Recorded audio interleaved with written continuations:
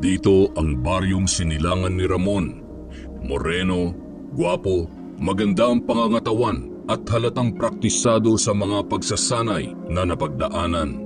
Sa lugar na ito niya piniling bumalik at mamuhay muli. Nagdesisyon siyang magretiro matapos ang mahigit 20 taon niyang serbisyo bilang sundalo na nadestino sa Busuanga, Coron, Palawan. Dito ay nais niyang sariwain ang mga panahon na hindi niya nakita at nasilayan ang kanilang lugar. Marami na ang nagbago, mayroon ng ibang mga nakatira at iba na rin ang itsura ng baryo. Nawala na rin ang mga dati nilang kapitbahay at kakilala, ngunit ang makapanindig balahibong pakiramdam ng kapaligiran ay nananatili pa rin. Ramdam pa rin ang simoy ng hangin na nagbabadya ng hindi ka nais-nais na pangyayari. Ang dami nang ipinagbago ng lugar na ito Mabuti na lang at naihabilin ni nanay na alagaan ang bahay namin bago siya namatay. Kumusta na kaya doon? Sayang at wala na sila nanay at tatay. Sila sana makakasama ko ngayon na manirahan dito sa baryong pinanggalingan ko. Aba, Ramon, ikaw na ba yan? Kumusta ka na? Maligayang pagbabalik sa Sierra Madre. Pero mag-iingat ka, iho. Hindi na katulad ng dati ang lugar na ito. Maraming salamat po, Lolo Nestor. Pero ano pong ibig niyong sabihin? Ang tagal ko na po kasing nawala dito Ang dami ko na ring hindi alam. Ikaw na lang ang bahalang tumuklas, Ramon. Ay, mamaya nga pala magkwentuhan tayo, ha? Sige, mauuna na ako't may pupuntahan pa ako. Magkita na lang tayo mamaya. Sige po, mag-iingat po kayo. Ano kayang ibig sabihin ni Lolo Nestor? Ay nako, hayaan mo na nga. Didiretso na ako sa bahay nang makapagpahinga na. Magandang araw po, Kuya Ramon. Kumusta po kayo? Maligayang pagbabalik po dito sa atin. Ayos lang naman. Ikaw ba yung sinabi sa akin ni nanay na caretaker ng bahay bago siya namatay? Opo, ako po yung poging apo ni Lolo Nestor, yung albularyo. Masipag po ako, masunurin at higit sa lahat, matapang. Araw-araw po ako naglilinis at nagbabantay dito. Tapos sa gabi, umuwi din po ako kasi walang kasama si Lolo sa bahay. Ganun ba? Nakasalubong ko siya kanina. Maraming salamat nga pala sa pagbabantay at pag-aalaga sa bahay namin ha.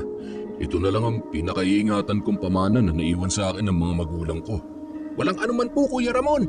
Basta kapag kailangan nyo ng gwapo at matikas na tagapagsilbi, nandito lang ako at your service. Nandyan lang ako palagi sa likod ng bahay. Diyan ako madalas tumatambay kasi mahangin at maganda ang tanawin dyan. Ayos Wala pa naman akong kailangan sa ngayon. Siguro magpapahinga muna ako pagkatapos kong maligo. Oo nga po pala, Kuya. Konting paalala lang Medyo mag-iingat po kayo dito sa lugar natin. Kasi may mga kakaibang nangyayari. Nitong mga nakarang araw kasi, yung mga kapitbahay namin, bigla na lang nagkakaroon ng di maipaliwanag na sakit. Tapos, yung iba po, bigla na lamang namamatay. May nabanggit nga rin si Lolo Nestor sa akin kanina. Hindi ko lang maalala baka naman hindi lang agad nadadala sa doktor kaya hindi naaagapan at yun talaga ang mangyayari. Oo, pwede. Kasi ang lalayo ng ospital dito at saka kahit dalhin sila sa ospital, hindi rin matukay ng doktor kung ano yung mga sakit nila. Tapos paglipas ng ilang araw, mamamatay na lang. Bakit? Wala bang nakikitang sintomas? Ubo, lagnat, yung mga ganun? Meron naman po. Yun nga, nilalagnat tapos nagkakaroon ng mga parang pigsa sa katawan, sugat-sugat, tapos may lumalabas na kung ano-anong insekto. Tapos bigla na lang lumalala yung kondisyon hanggang sa mamatay na, Kuya. Walang tumatalab na gamot, pati nga halamang gamot hindi na rin gumagana Ano nga raw bang dahilan? Sana naman hindi na lumala pang sitwasyon na yan. Kasi kawawa ang mga bata kapag sila ang dinapuan ng sakit. Yun na nga rin ang iniisip ng mga kababaryo natin, Kuya. Kung mapapansin mo, halos lahat ng mga bata dito, inilipat na ng mga magulang at pamilya nila sa ibang baryo para daw hindi na mahawa pa.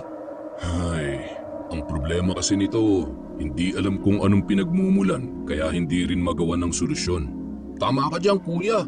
Maging si Lolo Nestor na isang albularyo, hindi alam kung anong sanhi at kung bakit nagkakagano ng mga tao dito sa atin. Ang magagawa na lang siguro natin sa ngayon ay magdasal at humingi ng tulong sa Diyos. At umasa na lang tayo na matuklasan na natin ang ugat niyan sa lalo madaling panahon. Si Arnel ay apo ni Lolo Nestor na kaibigan ng nanay ni Ramon. Mabait na bata, masunurin at masayahin. Hindi nga lang ito biniyayaan ng gwapong muka at halatang sunog sa araw ang kulay ng kanyang balat. Bagamat batang paslik pa lamang siya nang huling makita ni Ramon bago siya madestino sa malayong lugar, ay kilala at naaalala pa rin siya ng retiradong sundalo. Matapos ang pag-uusap nila na yun ay minabuti ni Ramon na magpahinga na lang muna. Bagamat hindi maalis sa isip niya ang mga sinabi ng lalaki, ay tila naging banta pa rin ito sa kanyang kaligtasan at sa ikapapanatag ng isip ng kanilang mga kabaryo. At dahil nga halos paggabi na nang dumating, hindi na niya nagawa pang kumain ng hapunan. Bagsak na ang katawan niya dahil sa pagod at antok. Nagising na lamang siya kinabukasan dahil sa mga katok ni Arnel. Kuya Ramon, nandito na po ako. May dala akong mga gulay. Lulutuin ko na muna para makapag-almusal na tayo. Sorry kuya. Kakapalang ko na yung mukha ko. Makikikain na din ako dito. Pero huwag ka mag-alala. Hindi naman ako malakas kumain eh. Ay nako, ayos lang yun. Ikaw nga tong may dalang gulay eh. Sige, ikaw na munang bahala dyan ha. May mga dala nga pala akong bigas at dilata. Hindi ko pa naaayos. Nandyan sa malaking maleta. Buksan mo na lang. Mabuti at ginising mo ako. Kung hindi, baka tinanghali na ako ng gising nito. Kuya, nabalitaan mo na ba yung nangyari? Malamang hindi pa kasi kagigising mo lang. Ano yun? Huwag mong sabihin may namatay na naman na kapitbahay. Saan mo na naman nasa agap yung chismis na yan ay ang aga-aga pa? Tama ka kuya, si Mang Mario, yung nagtitinda ng gulay sa palengke. Nung nakarang araw lang yung lakas-lakas pa nun. Pero kahapon, biglang iba raw ang pakiramdam niya. Nagsimula lang sa maliit na sugat sa paa hanggang sa lumaki. Tapos may mga lumabas daw na uod kuya. Parang kakaiba nga nagiging pagkamatay ng mga tao dito ah. Ano kaya magagawa nating solusyon para matigil na yan? Lahat ng taga-baryo natin hindi rin talaga alam kung anong gagawin. Kung tao lang ang may kagagawan nun, hindi yung sasantuhin yan nakasabit na yan. Loko, yung baril ko, gagamitin ko lang yan kapag may engkwentro. At kapag may mga masasamang loob na susubukan tayong pasukin dito sa bahay. Hindi ginagamit ang baril sa walang kwentang dahilan lang. Joke lang naman kuya. Sige na nga, tahimik na lang ako. Baka sa akin mo pa unang masubukan yan. Pero sa totoo lang Arnel, kagabi ko pa nga iniisip kung anong dahilan ng mga ikinamamatay ng mga tao dito eh. Siyempre nakaka-alarma din kasi baka isang araw sa atin mangyari yung nangyayari sa kanila. Maganda na yun habang maaga pa eh, malaman na natin kung ano ang lunas. Hindi ba? Hindi talaga natin malalaman kung anong solusyon kuya. Lalo na kung hindi naman natin alam yung dahilan at kung anong pinagmumulan. Kaya kung mapapansin mo, yung mga tao dito sa atin, halos hindi na lumalabas ng bahay. Siyempre, natatakot na rin sila. Hindi pwedeng walang dahilan na nangyayaring ito, Arnel. May pakiramdam ako na mayroong nasa likod at responsable sa pagkamatay ng mga tao dito. Sana nga kuya magtulong-tulong ang mga kababaryo natin para matuklasan kung anong dahilan nito. Kaya lang, maging silang lahat ay parang takot din gumawa ng hakbang. Talaga namang nakakatakot kumilos kapag hindi mo alam at hindi mo nakikita kung anong kalaban mo.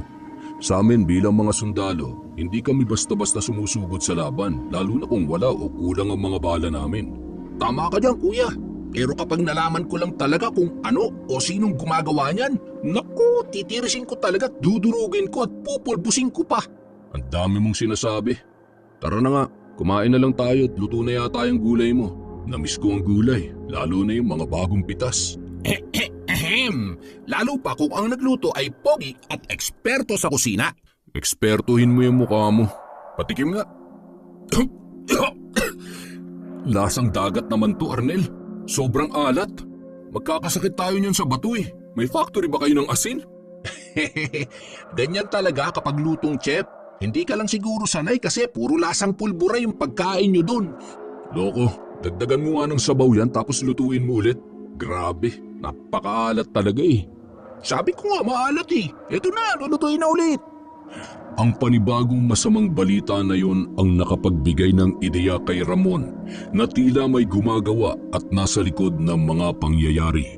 Bagamat hindi nila alam kung paano at saan magsisimula para tuklasin ang ugat ng mga misteryong nagaganap sa kanilang baryo, ay nakatanim na sa isip ni Ramon ang plano na alamin kung bakit ganoon ang dinaranas ng kanilang mga kalugar. Kinabukasan, nagdesisyon sina Ramon at Arnel na maglakad-lakad sa kanilang baryo upang balik-tanawin ang mga nakaraan at ikumpara yun sa kasalukuyang sitwasyon nang bigla nilang makasalubong si Lolo Nestor. Magandang araw po, Lolo. Nagpapasama lang po ako dito sa apo nyo na maglakad-lakad. Na-miss ko po kasi itong baryo natin. Oh, Ramon, kayo pala. Ay nako, huwag ka magiging pasaway dyan sa Kuya Ramon mo, Arnel, ha? At huwag kayong lalayo. Huwag ninyong pupuntahan yung bahay na nag-iisa doon sa dulo ng baryo. Grabe naman kayo, Lolo. Hindi naman po ako pasaway. Mabait ako, di ba, Kuya? Ang tanda-tanda ko na, mangungulit pa ba ako? Tsaka sobrang gwapo ka naman para maging pasaway lang. Teka, saan po pala kayo galing, Lolo? Ay nako, puro kakalokohan. Galing ako sa panggagamot dyan kay Erwin. May tumutubong bukol sa likuran niya at unti-unti nang nagsusugat. Hirap na rin siya maglakad at makatayo. Huwag sana siyang matulad sa mga kapitbahay natin na ganun din ang naging dahilan ng pagkamatay. Sana nga po, Lolo. Pero nabanggit niyo po kanina yung tungkol dun sa bahay na nag-iisa, dun sa dulo. Bakit po? Ano pong meron sa bahay na yun at bakit bawal naming puntahan? Kasi yung nakatira doon ay bago lamang dito sa lugar natin. At ibang pakiramdam ko sa babae na yon. Galing daw siya sa malayong probinsya. Wala pa rin naman masyadong nakakakilala sa kanya kasi nga hindi naman siya lumalabas ng bahay. Hindi nyo rin naman po kilala yung Lolo. Bakit nyo po nasabi na ibang pakiramdam nyo sa kanya? Ikaw talaga, Arnel, oo. Wala ka nang sinabing matino. Ang ibig kong sabihin, hindi ako komportable at wala akong tiwala sa babae na yon. Para kasing hindi gagawa ng maganda eh. Naku, Lolo. Masamang manghusga ng tao. Di ba kayo nagsabi sa akin noon? Arnel, makinig ka na lang kay Lolo. Huwag ka nang sumagot, baka sapakin ka pa niyan. Mas matanda sa atin yan dito sa lugar, kaya mas alam niya kung ano yung makakabuti para sa atin. Sabi ko nga, Kuya eh. Sige, Lolo, huwag kayong mag-alala. Hindi naman kami pupunta doon. Tsaka, sobrang layo na nun. Ano naman ang gagawin namin dun? O siya, sige na. Tutuloy na muna ako at marami pa akong gagawing ritual sa bahay. Marami akong orasyon na kailangan tapusin para sa panggagamot. Mag-iingat kayo, ha? At wag kayong magpapagabi masyado sa labas. Arnel, umuwi ka sa bahay bago mag-alas 8 ng gabi, ha? Opo, Lolo. Huwag ka po mag-alala. Sasamahan kita matulog sa bahay. Alam ko naman po na duwag kayo eh. Pagpasensyahan niyo na po tong apo niyo, Lolo, ha? Huwag po kayong mag-alala. Ihahatid ko po siya sa inyo bago mag-alas 8 ng gabi mamaya. Kayo rin po, mag-iingat din po kayo. Sa sinabing yon ni Lolo Nestor tungkol sa baguhang nakatira sa dulong bahagi ng baryo, ay mas lalong nanaig kay Ramon ang kuryosidad. Ngunit hindi niya ipinahalata sa matanda ang tungkol sa tunay niyang pakay. Ang plano niyang yon ay silipin ang naturang bahay sa dulo at alamin kung ano ang misteryong bumabalot doon. Kinabukasan, maagang nagising si Ramon hindi para maghanda ng kanyang makakain kundi upang isakatuparan ang nabuong plano sa kanyang isip kagabi. At yun ay ang puntahan ang bahay na nasa dulo ng kanilang baryo. Tila ba may kung anong pwersa ang nagdadala sa kanyang mga paa para pumunta doon. Bit-bit ang buong tapang at determinasyon, mag-isa sana siyang aalis. Nagsuot lamang siya ng simpleng jacket at sombrero na madalas niyang ginagamit. Ngunit pagbukas niya ng pintuan ay nagkagulatan pa sila ni Arnel sapagkat naroon na rin pala ito at akmang bubuksan na rin ang pintuan papasok sa loob ng bahay. Ay, nakakagulat ka naman, Arnel. Hindi ka muna kumatok bago ka pumasok. Aatakihin ako sa iyo niyan eh. Sorry na kaagad, Kuya. Akala ko kasi natutulog ka pa kaya hindi na ako kumatok. Baka kasi maistorbo ko pa yung tulog mo eh. Pero teka, mukhang nakaporma tayo ah. San ba ligaw? Ay, saan ba punta mo pala? Diyan lang, maglalakad-lakad ulit. Nakakabagot dito sa bahay. Teka, sama ako dyan ha. Hindi pwede maiwan ang gwapong bodyguard mo. Sige ka, wala kang tagapagtanggol kapag may nasalubong kang kalaban dyan sa daan. Ang dami mo pang sinasabi. Tara na, bilisan mo habang hindi pa masyadong mataas ang sikat ng araw. Baka mangitim ka. Ayos, let us go. Ito na po, nanginginig pa. Walang kaalam-alam si Arnel na ang dulo ng baryo ang kanilang pupuntahan. Masaya silang sabay na naglalakad habang nagkukulitan sa daan. May mga mangilan-ngilan pa rin na bumabati kay Ramon. Mga dati niyang kakilala na ngayon ay may edad na rin kagaya niya. Ang iba nga ay pinipilit pa siyang pumasok muna sa bahay para makipagkwentuhan. Pero ang lahat ng imbitasyon na yon ay kanya lamang tinanggihan. Ang dahilan niya ay nagmamadali siya para sa isang mahalagang lakad. Kuya, pansin ko lang. Bakit lahat yata ng mga kakilala mo na inimbitahan kang pumasok sa bahay at magkape ay tinanggihan mo? Gaano ba kaimportante yung lakad mo at nagmamadali ka pa? Basta sumama ka na lang, huwag ka na marami pang tanong dyan. May gusto lang akong malaman kung totoo nga yung kutob ko. Pero ang gusto ko, sa atin lang muna to ha. Wala kang ibang pagsasabihan. Ipangako mo yan, sasapukin kita. Kuya naman, ako pa ba? Ay, teka muna. Di ba ito yung daan papunta dun sa dulo? Yung may bahay na ipinagbabawal ni Lolo Nestor na puntahan natin? Kaya baka hindi lang sapok ang abutin ko nito. Relax ka lang. Ikaw lang ang magsasabi sa kanya na pumunta tayo dito. Kaya huwag ka maingay ha. Sikreto lang muna natin dalawa to. Teka kuya, parang nakakatakot naman. Seryoso ka ba talaga? Baka kasi may aswang dun eh. Oh, bakit parang naduduwag ka na yata? May pa at your service ka pa nalalaman. Di ba sabi mo ikaw ang apo ni Lolo Nestor na gwapo, matikas at matapang? Tapos ngayon parang bigla nanginginig ka na dyan. Nanginginig? Hindi ah. Sino nagsabi na duwag ako? Tara na nga. Kupad mo naman kuya eh. Bilisan mo dyan. Sabi ko nga pangatawanan mo yan hanggang mamaya ha. Kung hindi, iiwanan kita doon mag-isa. Kuya, seryoso ka ba? Parang nakakatakot talaga eh. At wala namang nagawa pa si Arnel nang malaman niya na doon ang punta nila sa bahay na ipinagbabawal ni Lolo Nestor. Kahit punong-puno ng takot at pangamba ay napilitan na lamang siya na magpatianod sa biglaang plano ni Ramon. Nang nasa paligid na sila ng bahay ay nakaramdam agad sila ng kakaiba. Naaamoy nila ang tila usok na hindi namamatay. Ang bahay na nakikita nila ay isang maliit na kubo lamang. Ang dingding nito ay tila pinagtagpi-tagping tela at mga trapal na parang dinampot lamang sa kung saan. Ang pintuan nito ay yari lamang sa pinagdugtong-dugtong na kawayan. Kakaiba ang paligid. Nakakabingi ang katahimikan at tanging huni lamang ng mga ligaw na ibon ang maririnig na umaalingaw-ngaw sa ere. Napahinto sila sa isang tagong puno habang nakasilip sa bahay nang makita ang isang babae na tansya nila ay nasa edad 40. Nakatalikod ito sa kanila at mukhang abala sa kanyang ginagawa. Kuya, ano ba kasing gagawin natin dito? Sino bang hahanapin natin? Kilala mo ba nakatira dyan? Huwag ka maingay. Bumubulong ka pa, ang lakas-lakas naman. Mayroon lang akong gusto malaman. Kapag hindi ka tumahimik, pauuwiin kita mag-isa, makita mo. Ito na nga tatahimik na po. Pero kuya, ano yung hawak-hawak ng ali? Parang laruan na manika. Nakataas pa sa ere. Tsaka, kilala mo ba siya? Mukhang tama ang kutob ko, Arnel. At tama rin ang hinala ni Lolo Nestor na hindi gagawa ng mabuti ang bagong kapitbahay natin na ito. Kuya, bakit parang tinutusok-tusok niya yung laruan na manika? Tsaka parang nagdadasal siya ng hindi ko maintindihan. Naririnig mo din ba? Tara na, Arnel. Umalis na tayo dito bago pa siya humarap at makita ang mukha natin. Bilis! Kuya naman tinatakot mo ko eh. Teka lang, ito na nagmamadali na. Ikaw kasi, sinama-sama mo pa ako. Hindi ko naman alam na dito pala tayo pupunta. Huwag ka na marami pang daldal. Diretso lang ng lakad at huwag kang lilingon kahit anong mangyari. Kailangan natin makalayo dito sa lugar na ito bago pa niya maramdaman ang presensya natin. Pero ano ba yung ginagawa niya na yun? Bakit parang natakot ka nung makita natin na itinaas niya yung manika na laruan tapos tinusok niya ng paulit-ulit? Sa bahay na lang natin pag-usapan ng tungkol dyan. Doon tayo didiretso sa bahay ninyo.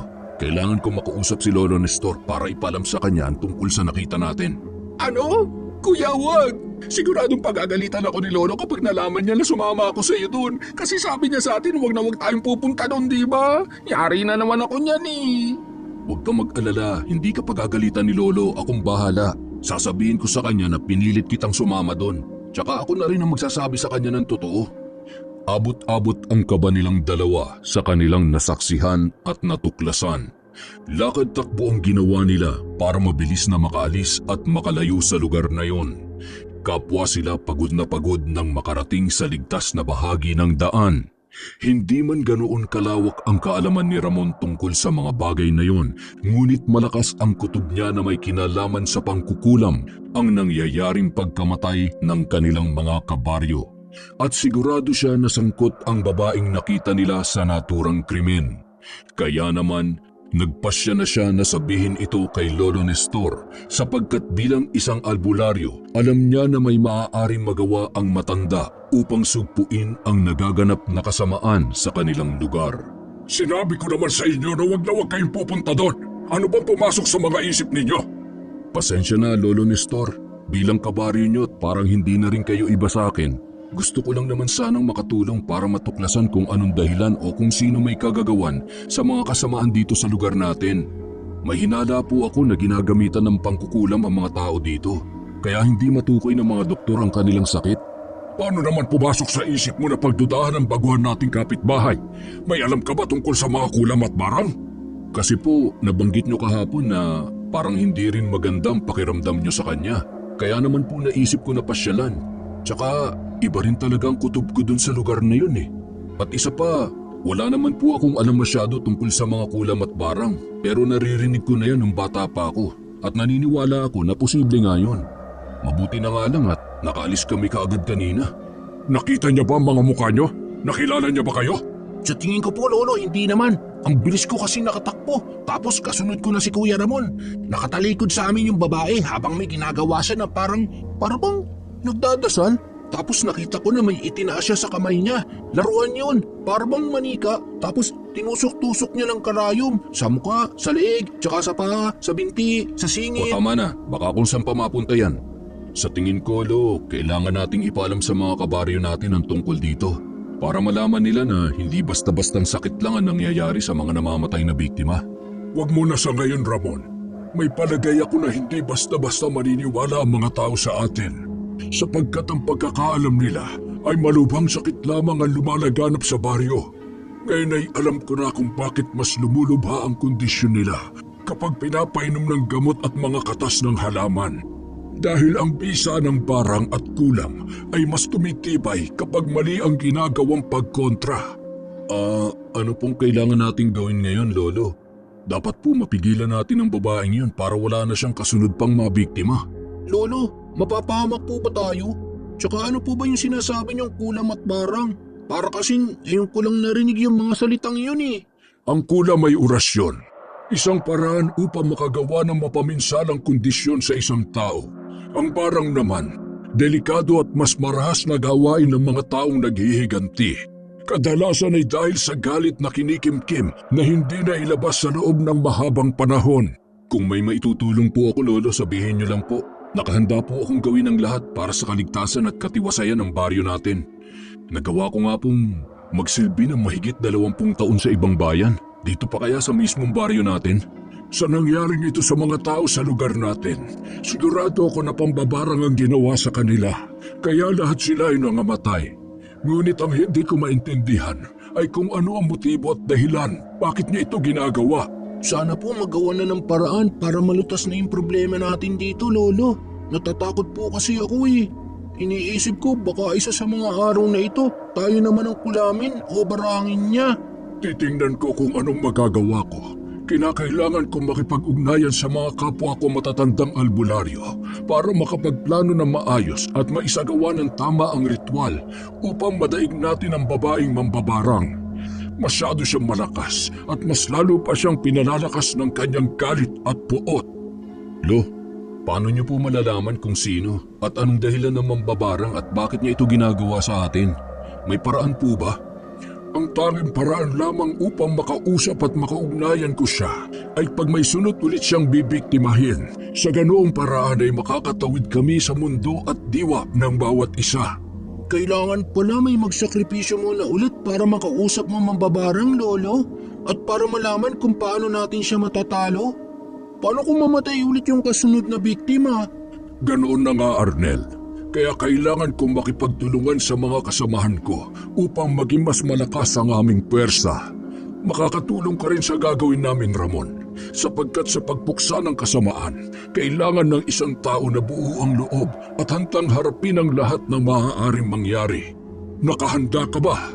Siyempre naman po, Lolo. Gaya po ng sinabi ko kanina, sabihin niyo lang kung anong may tutulong ko. Nakahanda po ako.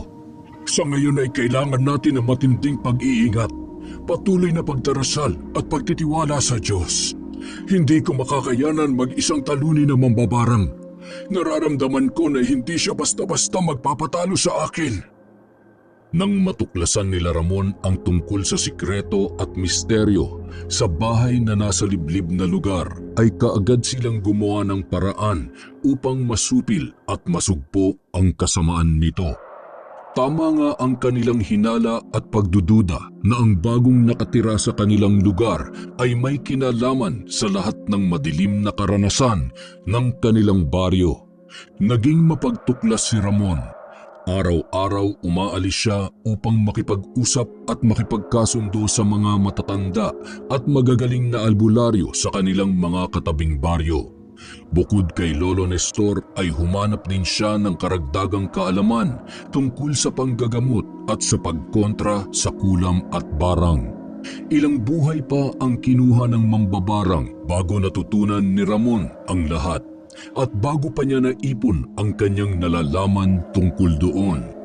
Ngunit higit pa sa inaakala nila ang hirap na kanilang haharapin para kalabanin ang naghihiganti at sagad sa puot na mambabarang, sapagkat ang lahat pala ng pangyayari sa baryo ay nagsisimula pa lamang dahil isang insidente ang hindi nila inaasahan na maganap.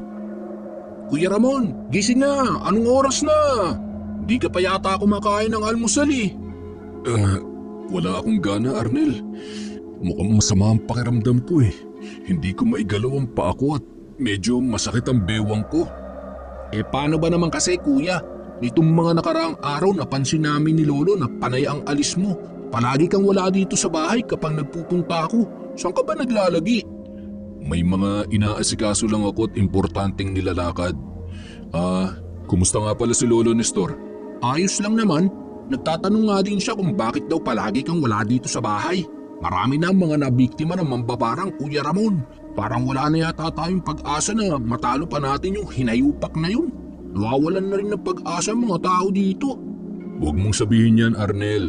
May ginagawa na akong paraan para malabanan natin ang walang awang mambabarang na yan. Hintayin lang niya na maging handa ako. Luluhod siya sa harapan ko't hihingi ng tawad. Bakit, kuya? May nakausap na ba kayo na magiging kakampi natin para labanan ng mambabarang na yun? Marami na at malakas ang pakiramdam ko na isa sa mga araw na ito magkakaharap na kami. At kapag nangyari yun, hindi ako papayag na wala akong gagawin para turuan siya ng leksyon. Samantala, ilang araw matapos ang pag-uusap nila ni Arnel ay tila mas lalong lumubha ang kanyang kondisyon. Mas lalo pang sumakit ang bawat parte ng kanyang katawan at hindi na rin siya nakakakain ng maayos. Hindi na rin naaalis ang matinding sakit ng kanyang tiyan. Bagamat marami na siyang natutunan sa panggagamot ay hindi naman niya yun magamit sa kanyang sarili. Kaya naman nang umabot sa halos 1 linggo na paghihirap sa sakit ay nagpasya na siya na magpagamot kay Lolo Nestor. Tila hindi ko gusto ang nakikita ko, Ramon. Hindi sana magkatotoo ang hinala ko dahil pakiramdam ko ay ikaw ang susunod niyang pakay. Bakit po, Lolo? Ano pong nakikita niyo sa tawas? Ayaw ko mang sabihin sa iyo to, pero kailangan mo din malaman. Tama ang aking hinala. Bagamat may ideya ka na sa panggagamot, ay ikaw naman ngayon ang planong isunod na biktimahin ng mambabarang. Hindi maaari yan. Ako ang nakatakdang lumaban sa kanya gamit ang lahat ng natutunan ko sa mga matatandang albularyo na kagaya niyo, Lolo Nestor. Mainit at naglalagablab ang galit niya sa iyo, Ramon. Wala siyang planong magpatawad. Ang nais niya lang ay kumitil ng buhay bilang parte ng kanyang paghihiganti sa iyo. May naaalala ka bang tao na nasaktan mo at nabigyan ng sama ng loob? Maaaring matagal na panahon na nakalipas. Kasintahan, kaibigan, kamag-anak, o kaya naman ay kahit sino na nakabangga mo. Wala po akong maalala, Lolo. Ang tanging naaalala ko lang ay si Sonia na dati kong kasintahan. Ngunit namatay din siya habang nakadestino ako sa Palawan. Naaksidente siya habang nakasakay sa motor at dead on arrival sa ospital. Matapos nun ay wala na akong naging karelasyon hanggang ngayon.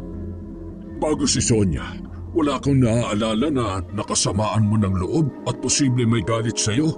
Isipin mong mabuti, iho, sapagkat ang katotohanan ang magiging daan para malaman natin ang tunay na motibo ng gumagawa nito sa iyo. Teka, nagkaroon ako ng kasintahan noon. Oo, tama. Si Isabel. Siya nga, maaaring siya nga, Lolo. Naging kasintahan ko siya pero naghiwalay lang naman kami. Malabo rin naman na si Isabel ang mambabarang kasi napakabuting tao po nun. Madasalin siya at wala siyang alam tungkol sa mga ganyang bagay.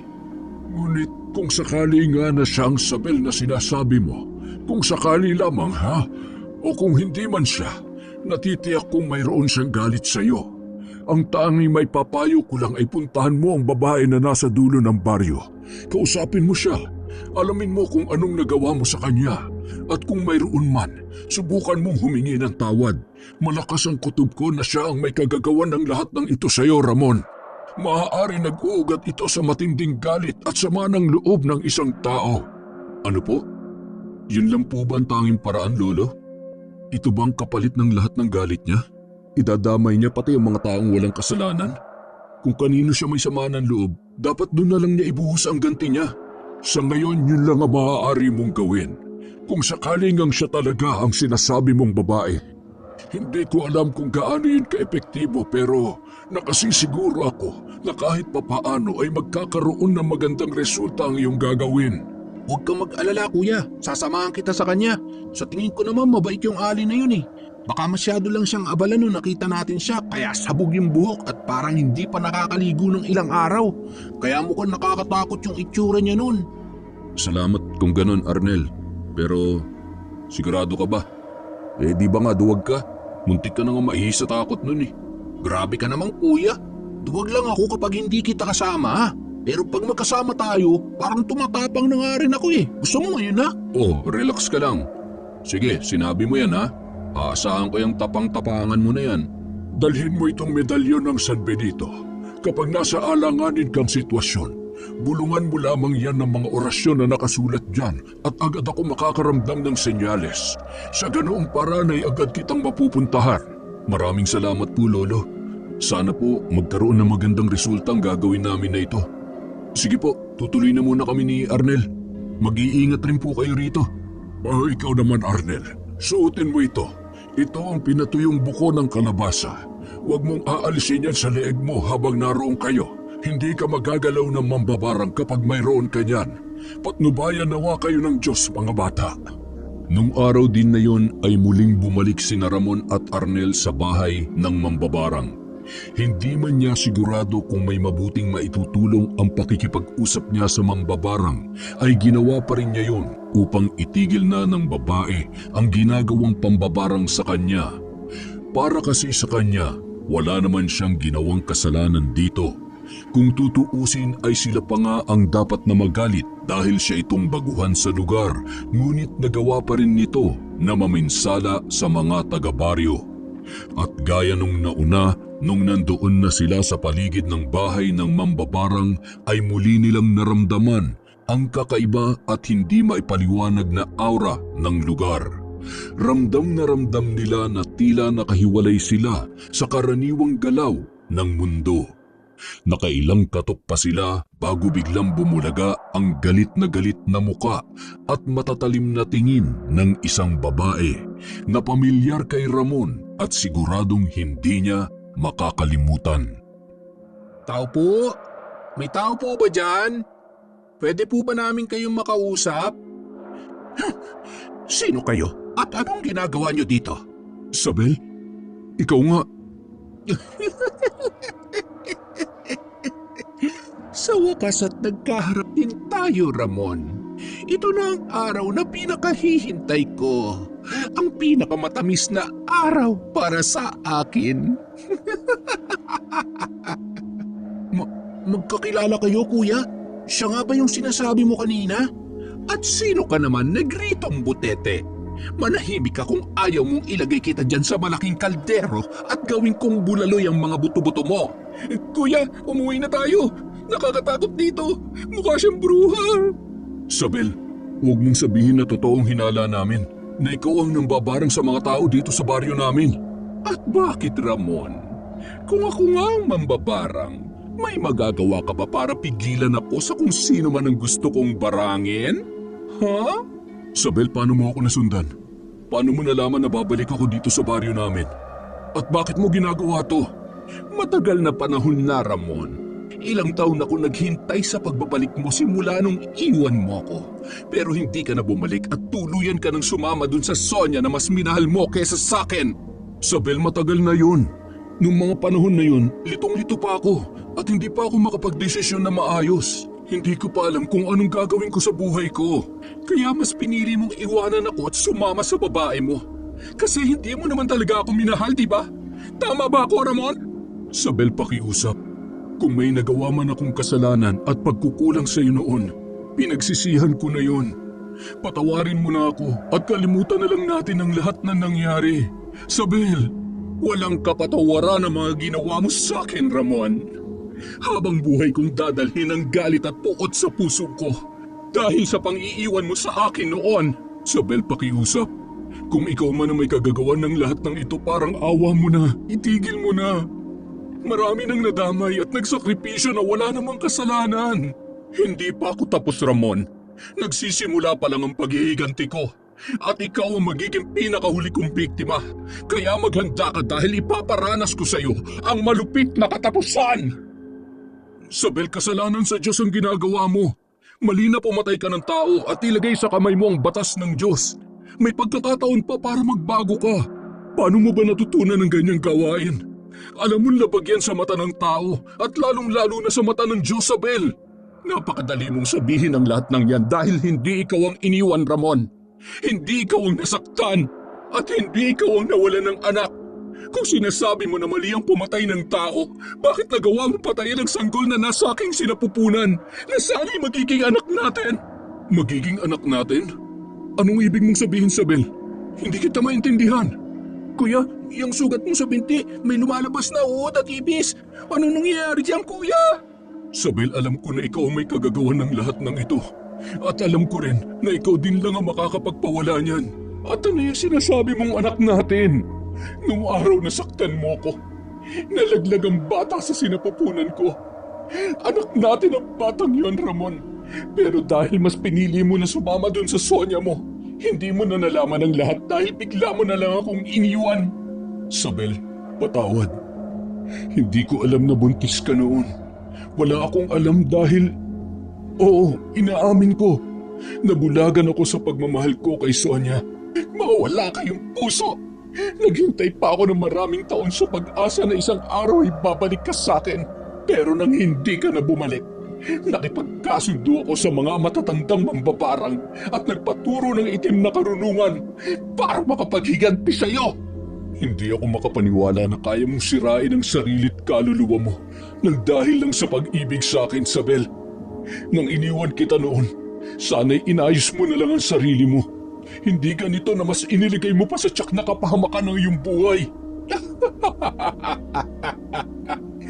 Matagal na panahon ang ginugol ko para matutunan ang itim na karunungan at makapaghiganti sa iyo, Ramon.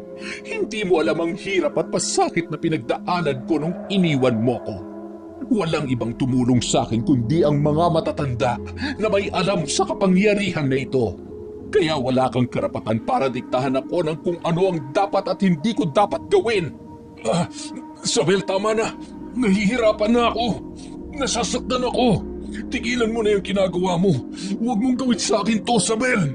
Kuya, ilabas mo na yung binigay sa'yo ni Lolo. Di ba sabi niya bulungan mo daw yan at basahin yung mga dasal na nakasulat dyan?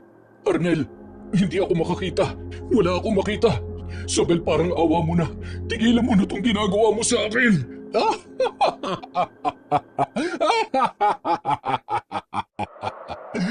Ganyan nga, Ramon. Makiusap ka. Magmakaawa ka hanggang sa iyong huling hininga. Uy, babae mo kang bruha. Tigilan mo na si Kuya Ramon. Kung ayaw mong ako makalaban mo. Matapos yun sabihin ni Arnel, ay galit na sinugod siya ni Isabel at akmang sasakmalin siya ng babae, pero mabilis ang ginawa niyang pagkilos at agad na inilapat dito ang kwintas na ipinasuot sa kanya ni Lolo Nestor. Agad naman nagkikisay sa sakit ang mambabarang at nabitawan siya nito. Ilang saglit pa ay nakita niya na nagpagulong-gulong ito sa lupa, nagsusuka ng kung anong likido at tila ba mawawalan ng malay. Samantala, si Ramon naman ay biglang nagbalik ang paningin at agad na tumakbo papalapit kay Arnel upang ito ay protektahan. Ngunit hirap na hirap pa rin siyang makatayo dahil sa mga sugat sa kanyang binti. Kaya naman, nagdesisyon na lamang sila na tumakas at umuwi na lamang muna pansamantala. Kuya, buti pa. Umuwi na nga lang tayo. Mukhang hindi ka patatawarin ng pangit na mababarang na yun eh. Lalo pat nasaktan din natin siya. Mabuti pa nga, Arnel. Tulungan mo akong makalakad. Ang sakit ng mga sugat ko sa binti. Tara na kuya, umalis na tayo dito hanggat hindi pa nagkakamalay ulit yung mambabarang na yan. Ayos ka lang ba? Hindi ka nasaktan? Wala ka bang sugat? Ako pa, ayos lang ako kuya, huwag mo akong alalahanin. Ikaw ang kailangan kong maiuwi para magamot muna ni Lolo Nestor ang sugat mo. Naiuwi ng maayos ni Arnel si Ramon, ngunit nagbigay yon ng malaking eskandalo sa kanilang mga kapitbahay at sa mga tao sa kanilang baryo. Ganun pa man, hindi nila ipinagtapat sa mga ito kung saan sila nanggaling nung araw na yon. Samantala, hindi na bago sa kanila ang ganoong pangyayari dahil iniisip nila na isa na naman yung kaso ng akala nila ay sakit lamang na hindi maipaliwanag. Nang minsan kasing tangkain ni Lolo Nestor na sabihin sa baryo nila ang tungkol sa tunay na dahilan, hindi naniwala ang mga tao na dulot yon ng pambabarang. Malakas talaga ang puwersa ng mambabarang. Siguro ay kailangan na nating gawin ang ritual. Bukas ay babalik tayo sa bahay ng mambabarang upang wakasan na ang kasamaan niya. Pero Lo, malakas po talaga siya. Mabuti nga po't ipinadala niyo sa amin yung kwintas ng pinatuyong buko ng kalabasa. Kasi hindi umobra yung ipinadala mong medalyon kay Kuya Ramon. Binulag siya ng mambabarang kaya hindi niya nagawa makapagbasa ng orasyon na nakasulat doon. Makikipagsanib puwersang diwa ako sa mga kapwa ko albularyo bukas. Gamitin mo lahat ng nalalaman mong puwersa, Ramon. Higit sa aming lahat, ikaw ang mas natatanging kailangan makatalo kay Isabel sapagkat sa iyo nag-uugat ang kanyang galit at labis na hinagpis. Kasalanan kong lahat ng ito, Lolo Nestor. Kung hindi ko lang sana nun iniwan si Isabel. Kung sana'y tinuruan kong sarili ko na mahalin siya. Hindi sana siya magtatanim ng galit at labis na sama ng loob sa akin na nagdala sa kanya para makipagkasundo sa mga mambabarang. Huwag mo nang sisihin ang sarili mo, Ramon. Nangyari na yon at hindi na maibabalik pa ang nakaraan. Isa pa, hindi nga naman madali para sa isang ina na tanggapin na lamang ng ganoon ang pagkawala ng sanggol na nasa kanyang sinapupunan. Siguro kuya kung nabuhay yung anak mo dun sa aling bruha, hindi siguro siya naging mambabarang. Tsaka malamang kasing edad ko na yun ngayon. May makakasama sana ako magsaka sa bukid tsaka maglaro. Hindi ko alam na buntis pala si Isabel nung iwan ko siya. At ako rin ang naging dahilan ng pagkalaglag ng anak namin dahil sa pananakit ko sa kanya. Pinagsisisihan ko ang mga nagawa ko. Pero huli na ang lahat. Sana mapatawad pa rin kami ng Diyos sa mga nagawa naming kasalanan. Ang pagsisisi na yon ni Ramon sa sarili ang nagtulak sa kanya upang gawin ang kanyang plano na labanan si Isabel gamit ang mga natutunan niya sa pakikipag-ugnayan sa mga manggagaway at antingero. Nais niyang gawin yon upang matigil na ang babae sa pagkitil ng buhay at hindi na magpatuloy pa ang ginagawa nitong mga kasamaan. Una ay ang pakikianib ni Isabel sa mga mambabarang at paggamit ng itim na kaalaman. Pangalawa ay ang pagkitil niya ng buhay ng mga tao sa pamamagitan ng walang awang pambabarang. At ikatlo ay ang sama ng loob at galit na kinikimkim nito sa kanyang puso na nag-uudyok sa sarili para makagawa ng hindi mabuti.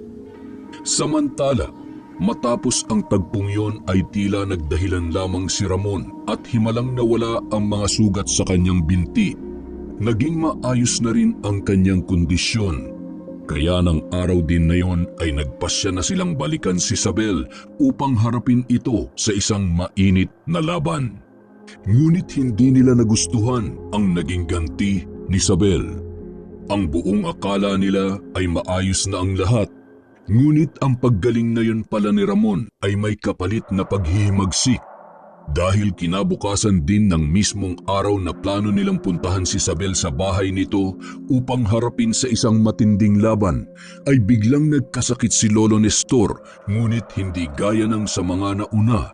Mas malala ang naging kondisyon niya. Hindi niya magawang magsalita at hindi rin niya maigalaw ang kanyang mga labi. Tila na-stroke siya at naging paralisado ang ibang bahagi ng kanyang katawan.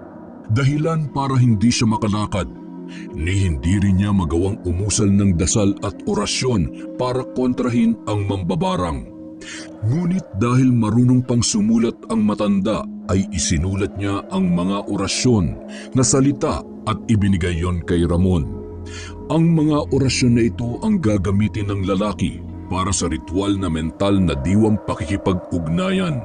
Ito ay ang mataas na antas ng paraan para makipag-usap sa mga kapwa nila albularyo at antingero gamit lamang ang kanilang isip at diwa. Sa mga kapwa kong nasasakupan ng hukbong manggagaway, albularyo at babaylan, ako'y gawaran ng kagalingan. Lumaban po kayo ha. Nagsisimula na po si Kuya Ramon makipaglakbay diwa sa kapwa ninyo albularyo. Basta huwag kayong susuko ha. Sa mga kapwa kong nasasakupan ng hukbong manggagaway, albularyo at babaylan, ako'y gawaran ng kagalingan. Sige pa Kuya Ramon, nakikita kong tumatalab na yung orasyon mo kay Lolo. Pakiusap, huwag mong ititigil hanggang tuluyang gumaling na si Lolo. Ang mga kataga at orasyon na yon ang paulit-ulit na sinasambit ni Ramon habang nakapikit at nakikipag-usap gamit ang kanyang diwa sa mga kapwa nila albularyo. At hindi nga nagtagal ay himalang gumaling si Lolo Nestor at tila hingal na hingal siya na parabang nakipaglaban sa kung anong elemento. Salamat sa Diyos at magaling na po kayo. Napaka-epektibo po pala talaga ng orasyon ninyo. Kakailanganin ko mga orasyon na yan, Lolo, para sa pagharap ko kay Isabel. Base sa mga hukbong antingero, mas makabubuti daw kung haharapin natin ang mambabarang sa gabi ng kabilugan ng buwan sapagkat mahihina sila sa mga oras na yon. Pero sa makalawang linggo pa ang kabilugan ng buwan, baka mas marami pa siyang mabiktima kapag hinintay pa natin ang gabi na yon. Kung nagawa niya tayong pipi at alisan ng paningin, kaya din natin gawin yun sa kanya. Ang tawag doon ay sumbalik. Kailangan natin siyang gawing bulag at alisan ng bibig. Sa ganoong paraan ay hindi niya magagawa ang ritual ng pambabarang hanggang sa umabot ang kabilugan ng buwan. Kung ganun ay gawin na natin yon habang maaga pa, habang hindi pa niya nalalaman na napagaling ka na ng hukbong babaylan sa pamamagitan ng Agos Diwa. At sabay na ngang nagpikit ng mga mata sina Lolo Nestor at Ramon upang muling umusal ng dasal at orasyon upang gawin ang sumbalik sa mambabarang na si Isabel. Halos 1 oras ang itinagal ng kanilang pakikipag-ugnayan sa kapwa nila albularyo at babaylan, habang si Arnel naman ay matamang nanonood lamang at nakatanaw sa kanilang dalawa. Maya-maya pa, tuluyan nang natapos ang kanilang orasyon. Hinang-hina si Lolo Nestor at tila pagod naman si Ramon dahil sa labis na konsentrasyon. Kuya Ramon, uminom po muna kayo ng tubig. Ganun palang ginagawa kapag nakikipag-usap kayo gamit lang ang isip at diwa.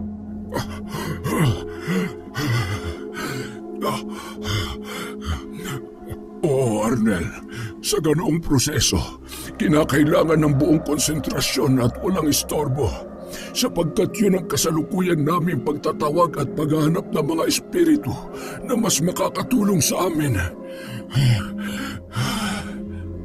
Sa ngayon po, hanggang dun lang ang kaya kong magawa, Lolo Nestor. Sapagkat hindi ko pa natututunan ng mga bagay na kaya ninyong gawin, kagaya ng paghawak at paggamit ng mga anting-anting. At kung para saan po ang mga yun? Ang kakayahan mo ay sapat na, Ramon, para makipag-usap sa mga kasama natin at humingi ng tulong sa mga dapat mong gawin. Subalit lubhang nakakapagod ang paraan na yan. Elo, kumusta po yung mambabarang? Hindi na po ba siya makakapanakit sa atin? Base sa pakikipag-usap na nagawa namin ni Lolo, 7 araw lang ang itatagal ng bisa ng pagbubulag at pag-aalis ng bibig sa mambabarang. Kaya kailangan sa mismong araw ng kabilugan ng buwan, magawa na natin siyang talunin. Labis na ang kasamaan na ginawa niya. Oo nga at nagkasala ako sa kanya noon pero hindi pa rin sapat na dahilan yon para habang buhay niyang yakapin ang sumpa ng itim na mahika. Nakakatakot pala talaga ang mga mambabarang. Hindi sila madaling kalaban. Marami pala silang kayang gawin. Hindi ako makapaniwala. Lagi niyong tatandaan, kahit gaano man sila kalakas at kaagresibo, wala pa rin tatalo sa kapangyarihan ng kabutihan. Ang kakayanan na alam nila ay limitado lamang. Ngunit ang kapangyarihan ng Diyos ay hindi nila madadaya at mananakaw. Tama po kayo, Lolo Nestor. At isa pa, makapangyarihan din ang pagpapatawad. Kung pipilitin lang sana ni Isabel na hanapin yun sa puso niya. Kaya lang, naunahan siyang kainin ng galit at labis na sama ng loob. O siya, sige na.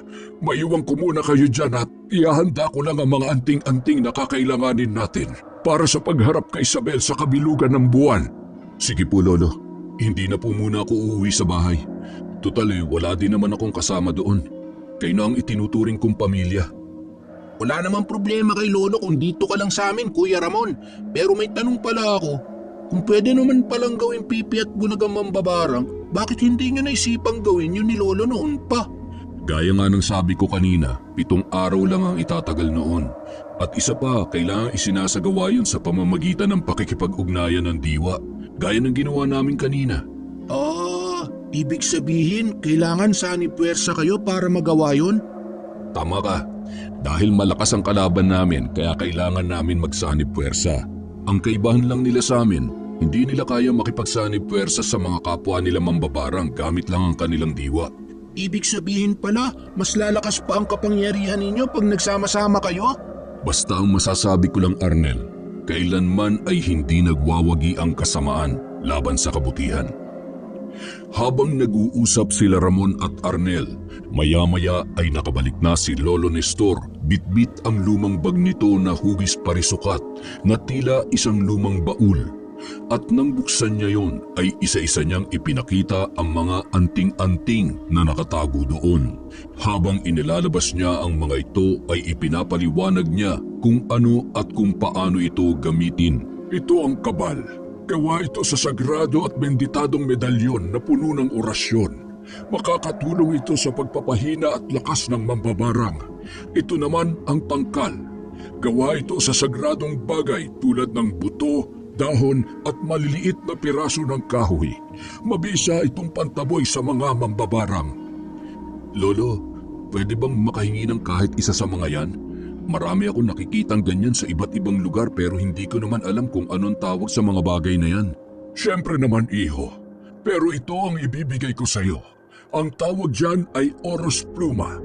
Ang laman niyan ay balahibo ng isang puting ibon na hinuli sa kabilugan ng buwan. Mabisa yan na pangkontra sa mga aswang, engkanto at masasamang elemento kasama na ang mambabarang. Ingatan mo yan mabuti, Ramon. Maraming salamat po, Lolo. Makakaasa po kayo. Ang dami naman pala niyan, Lo. Ano nga ulit ang tawag sa mga yan? Anting-anting? Anting-anting, agimat, pangontra, talisman. Yun ang katawagan sa mga yan. Lahat yan ay puno ng orasyon at banal na dasal.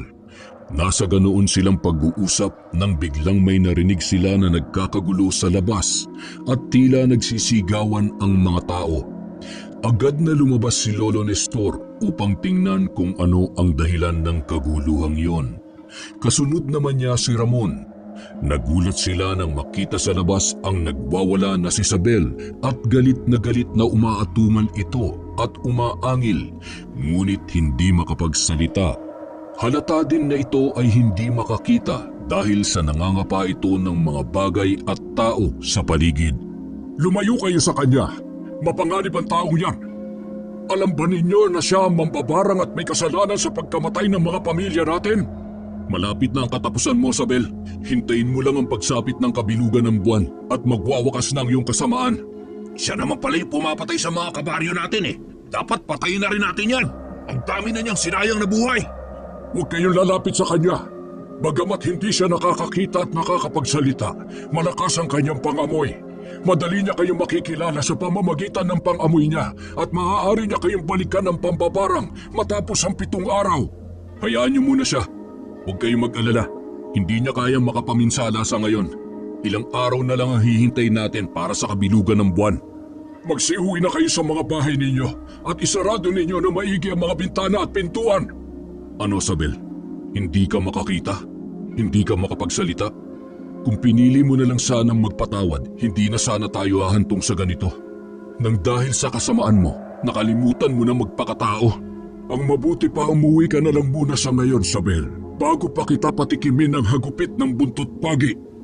Ilang beses pang nagpaikot-ikot sa labas ng bahay si Isabel at tila may hinahanap ang pang-amoy niya bago tuluyang mabilis na tumakbo sa malayo at biglang naglaho sa kakahuyan. Kasabay noon ang masakit sa pandinig na angil at huni ng isang ibon na parang naiipit at nasasaktan. Matapos ang tagpong yun, hindi na muli pang nagbalik si Isabel. Wala na ring nangyayaring sunod-sunod na pagkamatay ng mga tao sa kanilang baryo. Tila na nahimik na ang kanilang mga buhay sa loob ng ilang araw. Naging panatag na rin ang kanilang mga isip at puso, bagamat ay nagluluksa pa rin ang iba dahil sa pagkamatay ng pamilya nila na nabiktima ng pambabarang ni Isabel. Mas pinili nilang bumalik sa normal at ordinaryong buhay bilang kontento at walang ninanais na higit pa. Ngunit isang araw bago ang kabilugan ng buwan, muling nanalasa si Isabel na ikinagulat ng lahat. Lo, nabalitaan niyo na ba yung nangyari kay Mang Nato? Oh, nandiyan ka na pala, Arnel.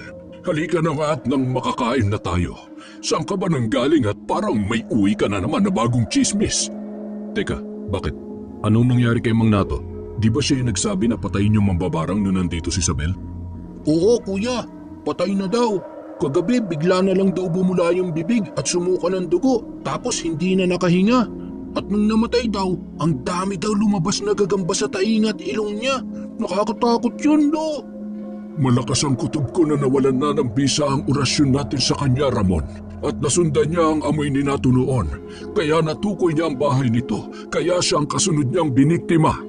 Sukdulan na talaga ang kasama ni Isabel. Sinusubukan niya talagang kakayanan at pasensya natin, Lolo. Kailangan na talagang magwakas ang kalupitan niya. Hindi bale. Bukas ay kabilugan na ng buwan. Ibig sabihin, nabibilang na ang kanyang araw. Subalit sigurado ako na sasalakay pa rin siya ngayong gabi. Kaya magsaboy kayo ng asin at maglagay ng bawang sa palibot ng bahay. Isuot niyo ang mga medalyon na anting-anting. Lo, parang hindi ako makakatulong ngayon ah. Dinaig ko pa yung batang paslit na takot mapalo ng nanay. Nakakakilabot naman kasi talaga eh. Huwag ka matakot, Arnel. Naalala mo ba yung sinabi mo sa akin noon nung una tayo magkita sa bahay namin? Ang sabi mo, ikaw yung apo ni Lolo Nestor. Matapang, pogi at matikas. Ngayon, patutunayan mo yon. Ha? May sinabi ba akong ganun? Wala akong sinabing ganun, Kuya Ramon ha. Mapag-impento ka ha.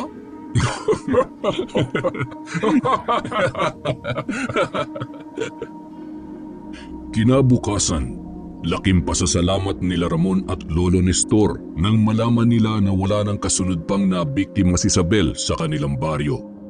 Ito rin ang araw ng kabilugan ng buwan, kaya naman mamayang gabi ang nakatakda na pagsugod nila sa mambabarang upang atakihin at patigilin na sa masasama nitong gawain.